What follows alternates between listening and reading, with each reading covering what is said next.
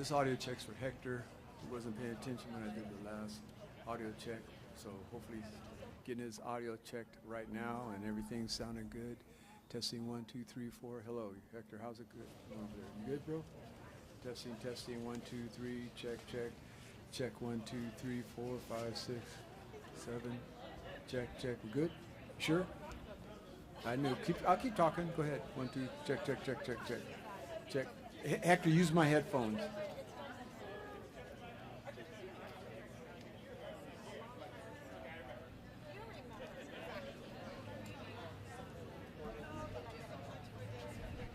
Got another cable if you got a bad cable.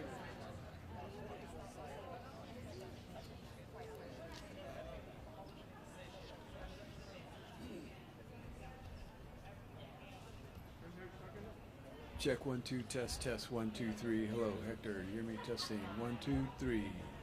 Testing, testing. Testing. We're good? You sure? Okay.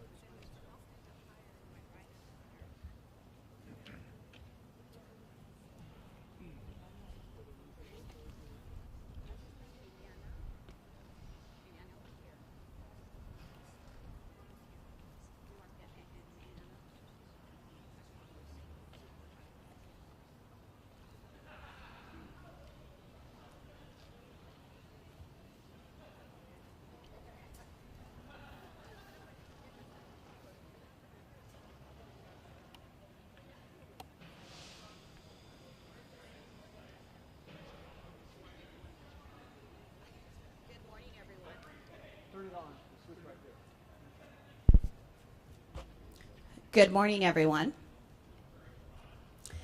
I'm Senator Susan Rubio, representing the 22nd Senate District in Los Angeles County. First, I want to welcome all of you here today and thank you for joining us. Such an important cause. I want to thank all my colleagues who have joined me here as well.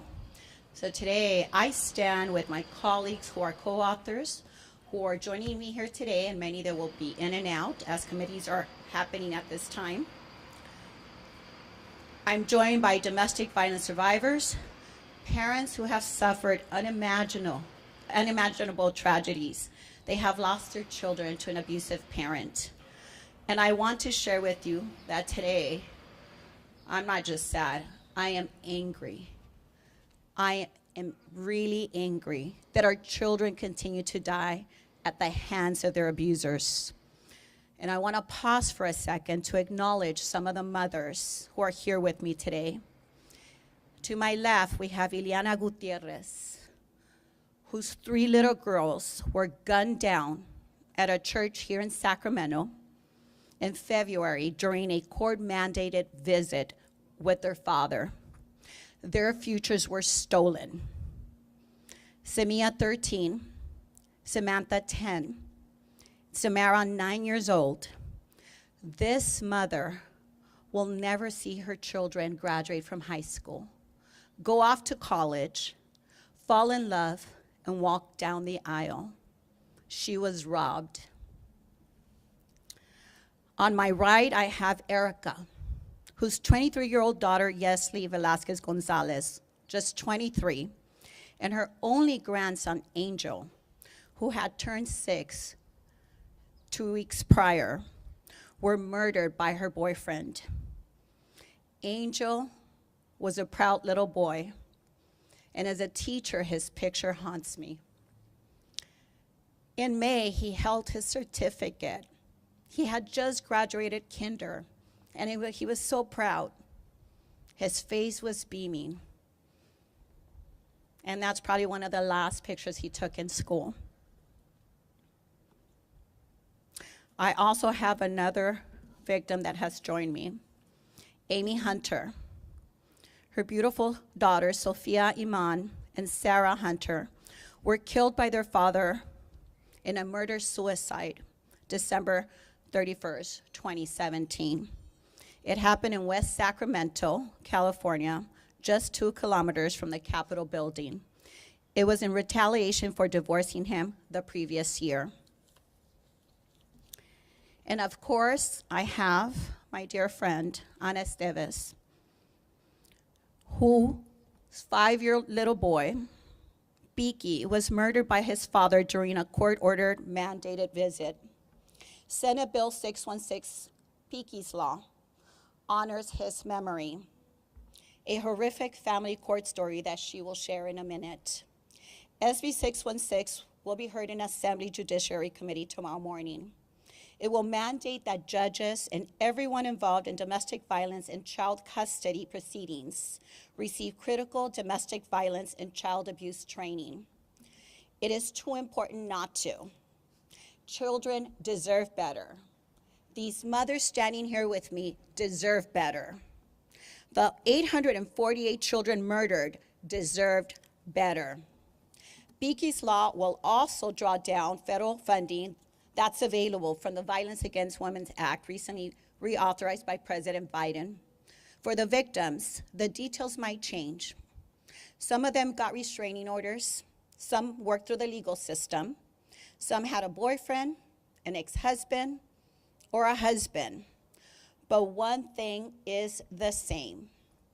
They were too dangerous to be around their children. I want all of you to please look at the 848 silhouettes in front of us. They symbolize children murdered by separating or divorcing parents since 2008. The fact is, victims and their children may be a greater danger during separation and when they have restraining orders. Their abusers are angry and will do anything to harm them, ruin them, assault them, kill them, and go as far as killing their own children in retaliation. The system failed them. Time for tiptoeing around the issue is over. We need to get serious about saving lives. We need to demand more money for domestic violence prevention, especially funding task forces that will remove guns from these abusers. I want you to look at these mothers. I want you to look at the faces of their children. And I need you to recognize what we have lost, and not only in this state, but in this country. Today we have an opportunity with SB 616, Piqui's Law. I ask that you stand with us. Do it for Samia, Samantha, Samara, Piqui, Yesli, Angel, Sophia, Sarah, and the 848 children murdered. Their children are crying out for help beyond the grave. Now, I will have the honor of introducing Ana Estevez, a champion for victims, my personal friend, and who's my bill is named after her son, Piqui.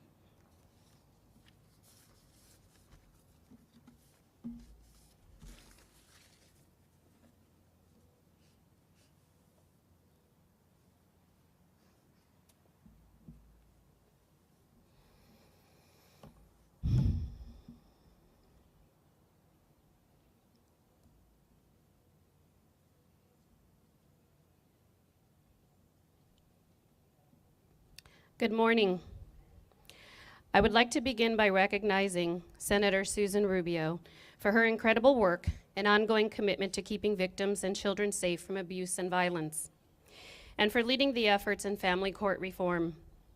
I thank you, the media, for being here today to cover this important topic that impacts so many people, past, present, and future.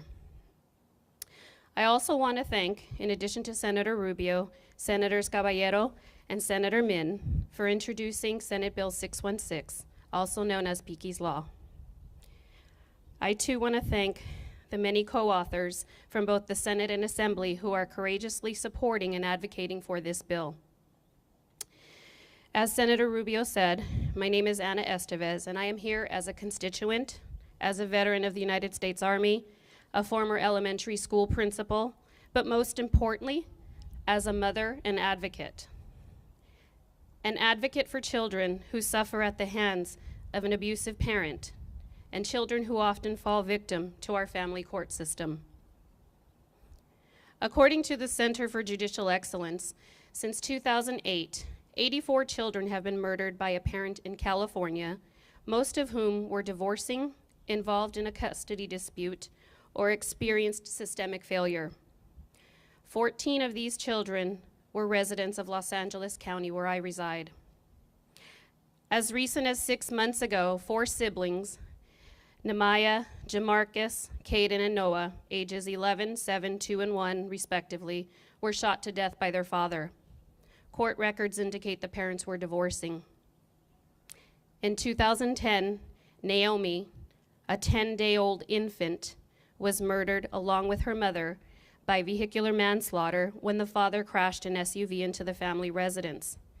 The couple was involved in a custody dispute. Gabriel was tragically tortured to death in 2013 by his mother and her boyfriend because the mother believed her 8-year-old son was gay. The Department of Family and Children's Services failed Gabriel repeatedly since birth. Sophia, Yasmin, Xenia had their throats slit by their mother. The prosecutor on her case indicated that the father wanted a divorce. The children were 2 years old, 16 months, and 3 months old. A sister and brother, Eric and Alana, were killed by vehicular manslaughter, suicide, in 2014. The divorcing parents were battling over custody when the father intentionally crashed a car into a big rig truck at high speed, killing himself and the 2 children upon impact. One child was in the front seat and the other in the back. Neither of the children had their seatbelts on. The children's ages were 5 and 9. In 2018, Anthony, a 10-year-old boy, was tortured by his mother and father. Anthony was under the supervision of DCFS for 4 years until he died. In 2017, a 5-year-old boy was suffocated to death while sleeping in the back seat of his father's car. That 5-year-old boy was my son, Aramaz Andresian II, also known as Piqui. In addition to the 14 children referenced, 70 other children were murdered by a parent or the parent's significant other in California over the past 14 years. 8 of those 70 were murdered here in Sacramento. If these statistics do not cause alarm in our legislature, I don't know what will. In 2016, I told my ex-husband I wanted a divorce. My son and I moved out of the family residence 15 days later. And although he pretended to be distraught, I now know that my ex-husband actually began plotting how he was going to hurt my son and me. My son and I became his targets, and because family court defaults to the belief that custody should be shared equally among parents, I could no longer protect my son the way he needed to be protected. 5 months into our divorce, and in an attempt to gain full custody of our son, my ex-husband filed false allegations with Child Protective Services and coerced my son into lying to social workers. Piqui was threatened repeatedly and told, "If you don't say these things, you will never see your mommy again." The allegations were investigated by 2 law enforcement agencies, a forensic child therapist, a mental health consultant, and a medical professional. My son informed the social worker, while in the presence of 2 detectives, that his father made him tell the story. In an interview with a police officer, my son described how his father physically and emotionally abused him. In a written report to Child Protective Services, the forensic therapist informed the social worker that it was her belief that my son was being coached and that there were inconsistencies with my son's narrative. The mental health consultant interviewed my son and asked if he was afraid of his father. My son responded, "I don't want to talk about that." All of the above referenced evidence and more was submitted to the presiding judge on my divorce case. He ignored the reports and allowed my ex-husband to maintain joint custody of my son. In December of 2016, I filed for a restraining order. Again, the same judge was provided evidence documenting my ex-husband's behavior. In addition to the evidence, I subpoenaed 3 law enforcement officers to testify on the documented lies and abuse. The family court judge disregarded the evidence and ruled against allowing testimony from the officers, stating that they were there for custody reasons, not abuse. At the end of the hearing, the judge stated that my ex-husband's testimony was more credible than mine and denied my request for a restraining order and supervised visits. I wonder what that judge would say now if he had to explain how he concluded that a murderer has more credibility than a protective parent. On April 12th and 13th of 2017, we returned to court for a parenting plan assessment. During the interview, I shared with the evaluator that my son was afraid of his father. I elaborated on the emotional abuse and tried to provide evidence to refute the lies my ex-husband put in writing to the court. I was told by the evaluator that she did not have time to review what I brought and needed to complete an evaluation report for the judge by 1 o'clock. Once again, the evidence was ignored. My request for sole custody with supervised visits was denied. And 8 days later, my ex-husband murdered my son. On April 21st, my ex-husband suffocated my son in the backseat of his vehicle while he slept, strapped in his car seat after a day-long trip to Disneyland. According to homicide detectives, my son awoke during the violent act. His first attempt at suffocating my son failed, and as my son sat helplessly in his car seat, his body twitching, my ex-husband proceeded to suffocate him a second time. Then he proceeded to drive 2 hours with my son's lifeless body in the backseat of his vehicle. He abandoned my son's body in a heavily wooded area on some random hillside in Santa Barbara County. And while my son's lifeless body sat propped up against a tree for over 2 months, his father was living life recklessly in Las Vegas and enjoying his life to the fullest. During the homicide investigation, detectives seized evidence and discovered that my ex-husband began planning my son's murder shortly after the restraining order hearing. My ex-husband committed this heinous crime because of me wanting a divorce and trying to protect my son. During his confession, he admitted he hated me and wanted to hurt me. And he did. He hurt me in the deepest and most inhumane way possible. He took the one thing that mattered the most to me in this world, my only child.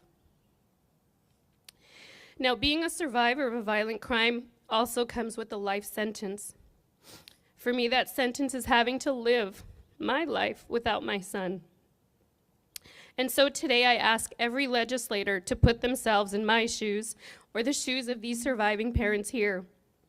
For just one moment, imagine what it would be like to never hug or kiss your child ever again, to never accompany your son or your daughter on the first day of kindergarten, to never hear the words, "I love you, Mama," to never see your child graduate from high school or college, and never see your child marry or know what it's like to be a grandparent, or to live a lifetime with a broken heart that will never, ever mend. So tomorrow, Piqui's Law will be heard in the Assembly Judiciary, and the fate of the bill lies in the hands of 11 committee members. And now it's time for meaningful reform and accountability.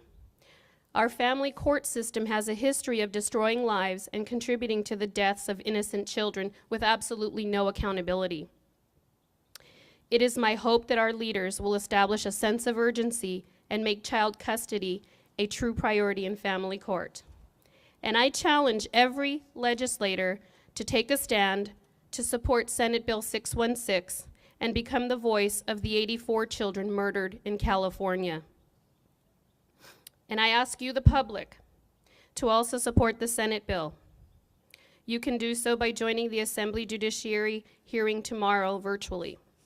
The hearing begins at 8 a.m., and the link to the hearing can be found on the Assembly Judiciary website under today's events.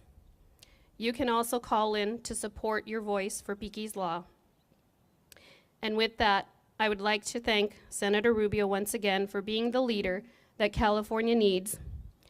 I also want to thank the following organizations and individuals for supporting Senate Bill 616, also known as Piqui's Law, including but not limited to the California Police Chiefs Legislation Committee, the Center for Judicial Excellence, California Protective Parents Association, One Mom's Battle, National Family Violence Law Center, Parents of Murdered Children, and crime survivors.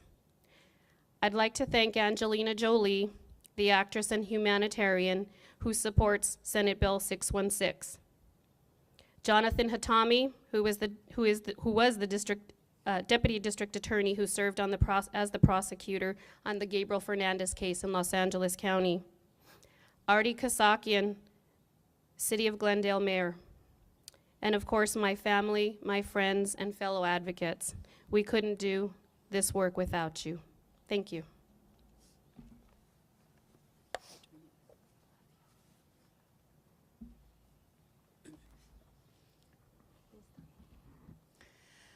Next, I want to introduce Ileana. Her 3 little girls were murdered 4 weeks ago, so it's still very fresh.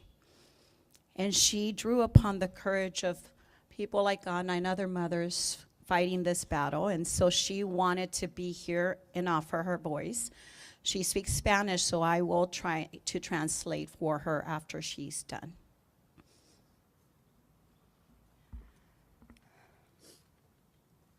Buenos días, soy Ileana, soy mamá de Samia, Samantha y Samara, que el día de mañana cumplen 4 meses de fallecidas.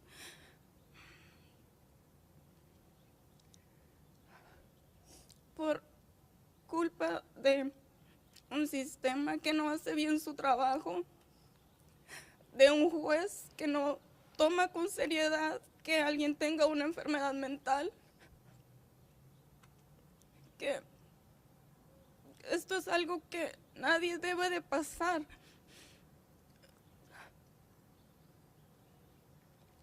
Es algo realmente horrible pasar por algo así, por culpa de personas negligentes.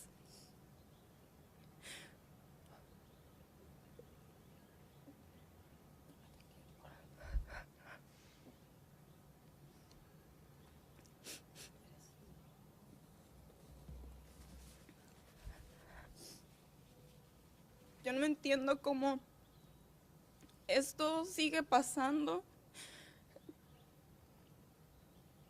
cómo no toman acciones reales para proteger a los niños, para proteger a las mamás.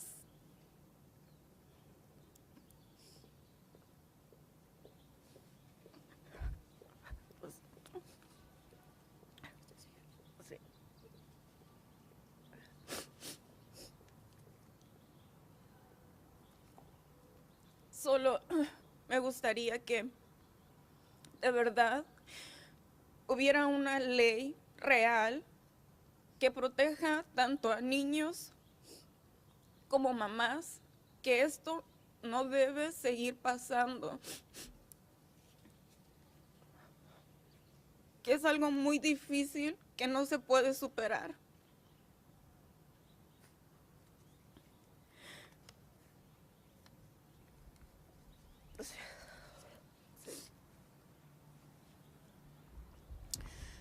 Ileana wants to talk about her 3 little girls who were gunned down. She said it was 4 months ago, tomorrow. She wanted to address a negligent system who failed her. They didn't take into consideration the individual's history or mental health issues. She feels that victims are not protected, and it's time to get serious about passing legislation that would protect children, not abusers. It took a lot of courage for her to be here, and I want to commend her for standing here with us. This is really difficult for mothers or parents that have lost their children years ago. Ana Estevez continues to cry over Piqui. In 2017, that murder occurred. Ileana's courage to be here recently after those murders takes a lot, and so I really just want to thank her and commend her for being here and standing with us. Thank you, Ileana.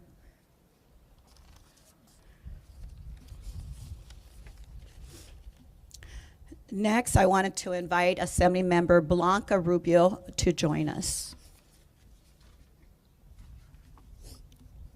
Thank you. I'm very proud to stand before you and support SB 616, Piqui's Law. Children's lives are at risk, and this legislation helps protect the safety of our children. 5-year-old Piqui was a gifted and loving child with a great imagination. In his few years, he left behind memories of openness and kindness that will never be forgotten. In April of 2017, Piqui was murdered. Today, we stand before you and asking you to remember him and all of the children that have been murdered by a parent. Today, not only do we remember Piqui and how he lived, but on how he died. Because the person who committed this heinous crime was Piqui's father. During a long custodial dispute, the family court system repeatedly refused to give Ana sole custody despite mounting evidence that Piqui was in danger. Ana fought for her son and continues to do so. But the documented abuse was ignored and then dismissed. The system failed this child and all of the children of the parents that we see here today. Now we ask you to stand with us so that the other children receive the justice that Piqui never did. Let's prevent Ana's tragedy from happening to another parent. As a mother of 2 children, I cannot even imagine the pain. I know that all of us here today feel the same. Unfortunately, we can't protect our children from all harm, but today we can do this. Ana has turned her grief into seeking justice for children just like Piqui. Let us honor this powerful woman's commitment to her son. Let's remember Piqui and the children who have lost their lives in the hands of unfit parents. Today, let's support SB 616.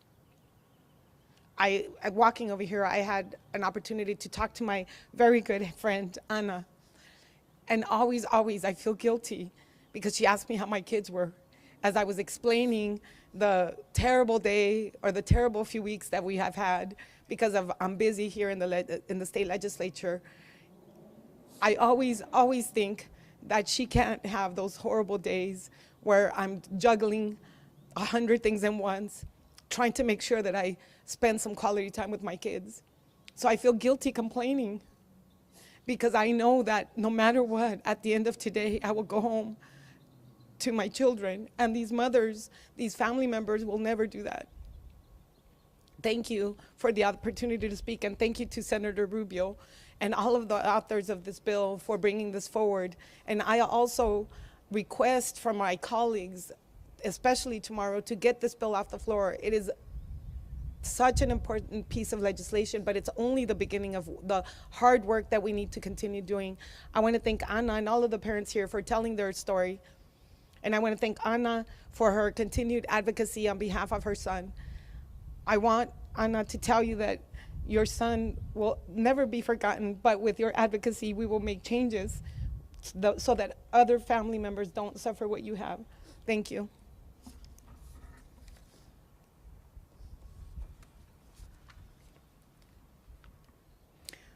I believe Senator Min is here with us. He would like to say a few words.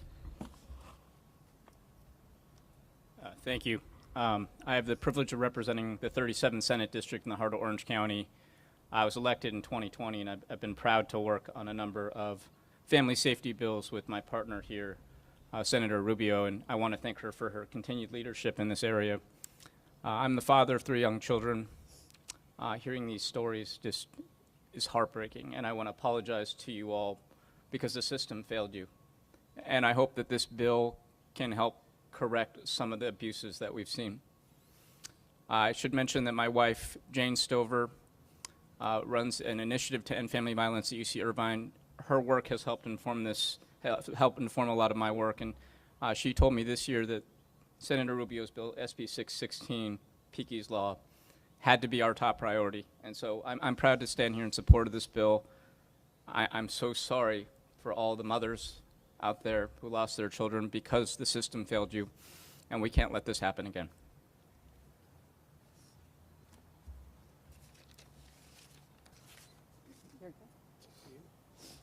I would like to invite Assembly Member Tom Lackey to say a few words.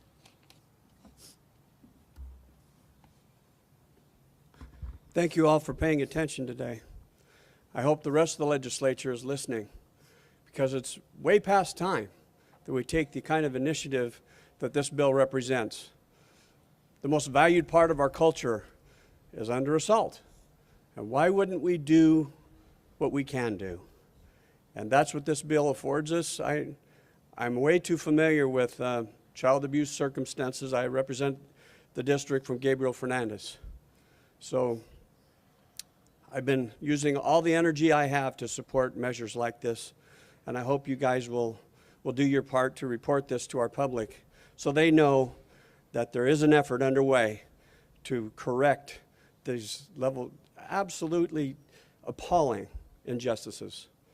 I thank Senator Rubio, and I'm so heartbroken for every one of the victims who are up here, because their victimhood is lifelong. So we need to do what we can to make sure that they don't have partners in their suffering. Thank you.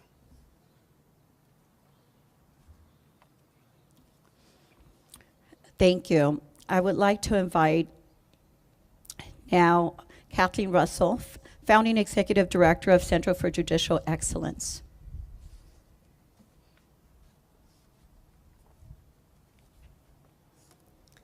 Good morning. I'm so honored to be here with Senator Rubio, our champion on Piqui's law, our co-authors, our colleague Ana Estevez, and the families of Ileana Gutierrez Rios. We're so sorry for your loss, Samantha of Samia, Samara, and Yesli Velasquez Gonzalez, and your precious son, Angel. The Center for Judicial Excellence is committed to protecting the rights of domestic violence and child abuse survivors in our state and our nation's family courts, and to increasing judicial accountability across the judicial branch. Every day, we honor the lives of the now 851 innocent children who've been murdered by a divorcing or separating parent in this country since 2008. Frankly, we are sick and tired of documenting these ongoing, often preventable atrocities. CJE is honored to sponsor Piqui's law.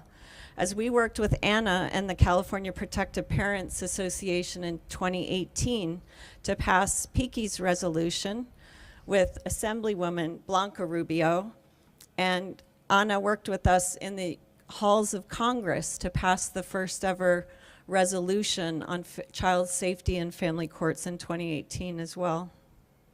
CJE also co-led the federal effort to get Caden's law signed into law by President Biden this past March, which earmarked up to $25 million for each state that prioritizes child safety and family law, which Piqui's law does.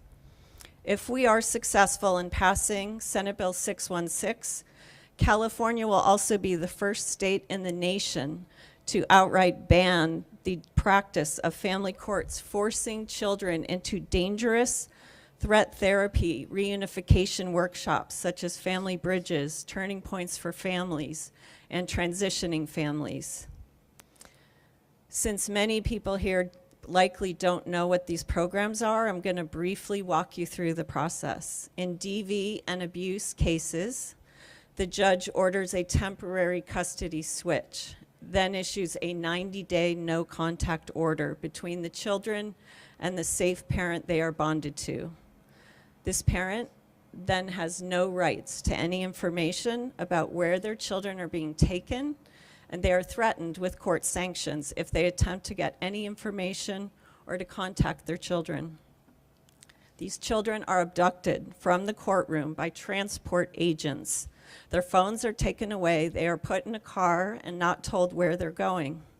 Many cross state lines or are flown across the country, often to cheap motels, where they're forced to spend 4 days with the parent they've identified as their physical or sexual abuser. Survivors report that their transport agents treat them like criminals, even going into bathroom stalls with the children to monitor them. The youth being sent to these programs are abused children and teenagers. They're threatened to never see their safe parent again, or if they don't cooperate, they're told their safe parent could go to jail, or they'll be separated from their siblings and placed in foster care or a wilderness program. They are often denied food unless they cooperate. Some are handcuffed, many are yelled at. One was recently assaulted, and they are shown videos about brainwashing in Nazi Germany. In at least 2 recent cases in California and Florida, children were sent to reunify, with one father facing criminal charges and one under investigation for child pornography. How on earth is forcing children into motel rooms with child sexual predator parents even remotely in the best interests of these children? This emotional torture is all happening by order of the family courts. Some parents never see their children again. One of our board members hasn't seen his youngest daughter since she was abducted by court order more than 6 years ago. These already abused children are being forced into abusive situations by court order. They are being ripped away from their primary attachment figure, most often their mother, causing lifelong damage that never should have occurred. This horrific practice needs to stop. And Senate Bill 616, if passed, will do just that in California. It will ban these barbaric reunification programs once and for all. And as California goes, so goes the nation. So I think we're open for questions, if anyone has.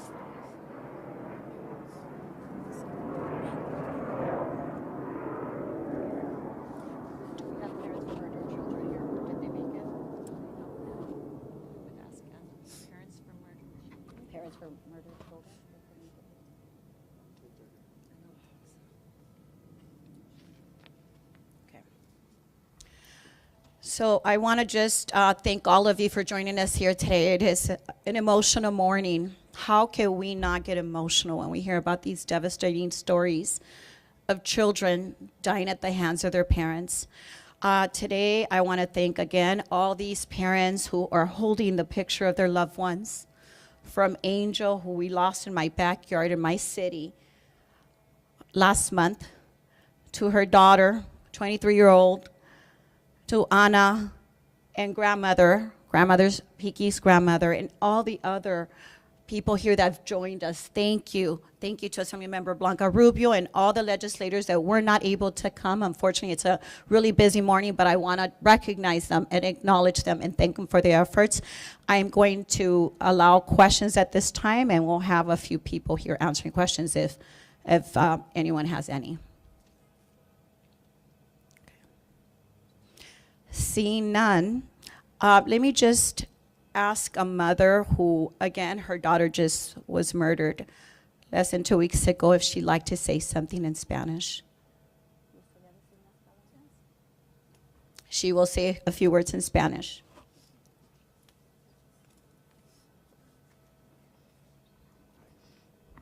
Buenos días. Solamente quiero decir que necesitamos más protección para las madres, los niños. El sistema está muy mal. Los jueces deberían de darles capacitación para saber cuando las familias están pasando por esto. Mi hija nunca enseñó en el cuerpo algún problema. Lo de ella era mental. Yo quisiera pedirle a los senadores que apoyaran este proyecto para cambiar las leyes de que ni un niño más debe de morir, ni una madre más debe de morir. ¿O cuántos niños más tienen que morir para que aprueben esta ley? Y para todo esto yo pido justicia para todos los niños que han muerto, las madres que han muerto. No puedo decir por personas, porque no son personas.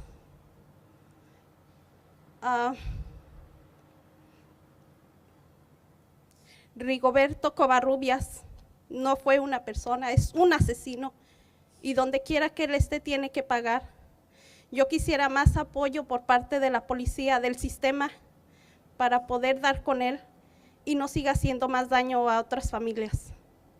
Muchas gracias por estar aquí.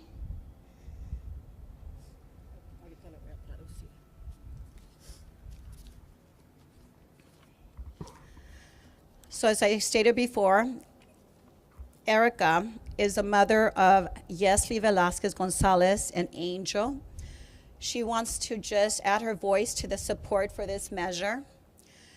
She discussed something that's very important. She said her daughter never showed any physical marks. It was all psychological torture that she endured.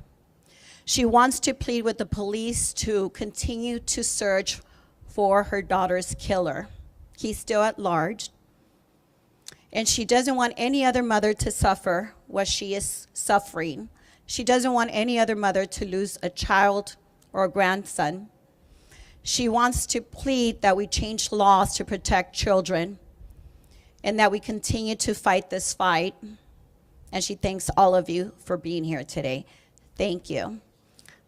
I have one question here.